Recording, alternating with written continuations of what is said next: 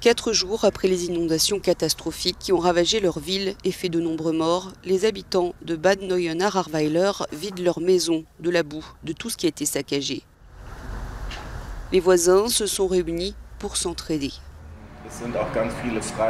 Et il y a aussi beaucoup de bénévoles qui sont venus nous aider et qui nous fournissent de l'eau, du café, de la nourriture, et je les remercie du fond du cœur.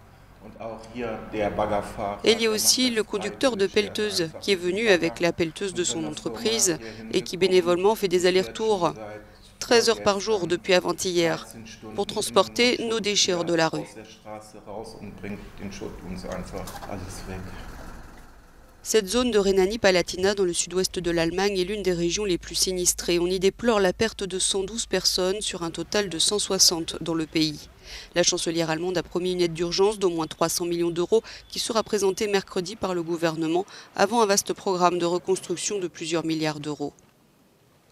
Mais pour les milliers de personnes qui ont perdu leur maison, la reconstruction semble pour l'instant bien loin. En Belgique, un nouveau bilan de 31 morts a été établi hier soir par les autorités qui disent rechercher encore 163 citoyens.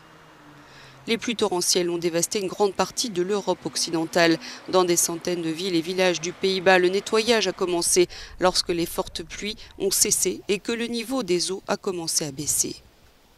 Des régions de Pologne, de République tchèque, du Luxembourg et de Suisse ont aussi été touchées par des précipitations records.